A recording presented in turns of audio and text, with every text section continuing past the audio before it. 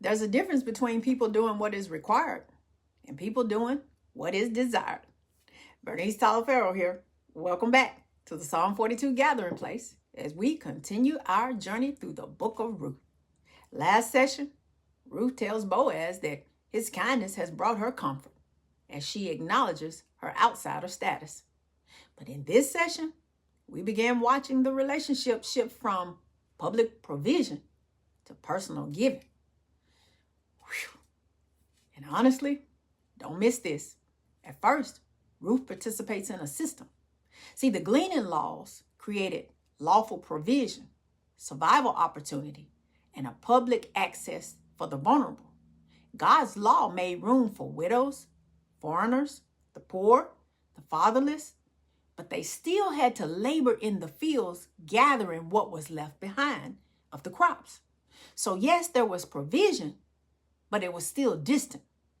Ruth remained behind the workers, gathering leftovers, surviving at the edges. But then chapter 2 shifts dramatically. Ruth 2:14 says, quote unquote, at mealtime, Boaz says to her, "Come over here, have some bread and dip it in wine vinegar." When she sat down with the harvesters, he offered her some roasted grain. She ate all she wanted and had some left over. Whew. Do you see the progression? This is no longer access to leftovers, indirect provision, distant kindness.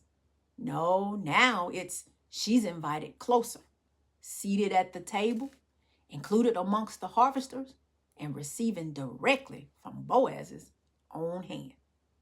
Receiving directly from his hand is symbolically powerful because favor is no longer merely allowing Ruth to survive at the edges. Favor is now drawing her into fellowship. Boaz moved beyond legal obligation, public provision, and distant generosity into personal giving. And this is the deep insight. Favor moved Ruth from surviving through a system to being personally included in relationship. At first, Ruth expected leftovers, but favor kept pulling her closer to the table. And really, tables carry deep meaning throughout Scripture because fields are places of labor, but tables are places of fellowship and favor. Whew. People work in fields, but they connect at tables. Tables represent relationship and closeness, peace and acceptance, conversation, rest and belonging. And Ruth is no longer merely working near Boaz's environment. She's being invited into it. Man, this is no longer stay behind the workers. Now it's come, sit with us. Strong truth. There's a profound difference between being allowed nearby, somewhere in the vicinity, and being intentionally included. And the text keeps getting deeper because in verse 15, Scripture says, quote, as she got up to glean, Boaz gave orders to his men, unquote. You see that? Notice the progression carefully. Earlier, Boaz instructed the men, do not touch her, quote unquote. That was physical protection. But now he says, quote unquote, do not embarrass her, even if she gathers amongst the sheaves. Whew. Now Boaz is no longer only protecting Ruth physically, he's protecting her emotionally and psychologically too. Because honorable people understand something powerful. Some people protect bodies while still wounding hearts. My God. But Boaz consistently preserves Ruth's dignity. He protects her safety, her honor, her emotional vulnerability, her sense of belonging, because embarrassment attacks dignity. And Ruth is already vulnerable, foreign, socially exposed, aware of her outsider status. Yet Boaz refuses to allow her vulnerability to become a source of humiliation. That is deeper than obligation. That right there, that is care. Because obedience fulfills requirements, but delight looks for ways to bless, protect, preserved, and honored. And honestly, this reminds me of Psalm 37:4. Delight yourself in the Lord, and he shall give you the desires of your heart. My God. Many times people focus only on that second part. He shall give you the desires of your heart. But delight changes your behavior. When you delight in something, delight is not reluctant. Delight is not burdensome. Delight is not merely doing the minimum required. Delight takes joy in blessing. Delight takes pleasure in preserving. And delight goes looking for ways to honor. And Boaz's actions reveal something deeper than obligation. They reveal delight. And the text keeps moving even further because Boaz does not stop at provision. Now he is intentionally creating overflow because scripture says he instructs his worker, quote, pull out some stalks for her from the bundles and leave them for her to pick up, and do not rebuke her, unquote. Whew. Now you see what's happening? At first, Ruth was surviving off of what happened to be left in the field. And now, provision is being intentionally arranged for her. My God.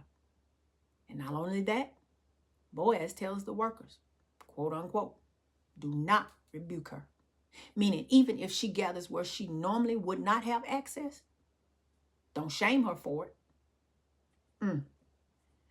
Now, Boaz is not merely protecting Ruth from physical harm.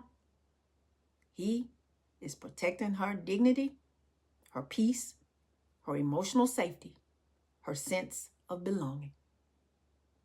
And honestly, strong truth, this takes us all the way back to how Boaz was first introduced in the text in chapter 1. Scripture called him a man of standing. At first, this sounds like status or influence, reputation and position. But now the story reveals what true standing actually looks like. The man of standing is now standing in the gap. Yes, because Boaz is literally standing in the field, standing between Ruth and shame, standing between Ruth and vulnerability, standing between Ruth and scarcity, and standing between Ruth and humiliation. And instead of using his standing to exalt himself, he is using his standing to create safety, dignity, honor, provision, and abundance for someone vulnerable. That may be one of the deepest revelations in this chapter, because true standing is not revealed merely by influence, wealth, titles, recognition, or authority. True standing is revealed by what your presence creates for others. And Boaz's presence consistently creates peace, safety, dignity, rest, provision, acceptance, and overflow. At first, Ruth entered the field hoping to just simply survive the day. But favor kept pulling her closer to the table, deeper into fellowship, further into abundance, and away from the edges. And maybe that's why this story still speaks so deeply, because many people know what it feels like to live at the edges, in survival mode, trying not to take too much and hoping not to be embarrassed, grateful just to be allowed nearby. But honorable love, honorable character, and covenant favor have a way of pulling people closer to the table. And the field revealed Boaz's obedience, but the table revealed his heart. I'll see you next time, right here at the Psalm 42 Gathering Place. God bless you.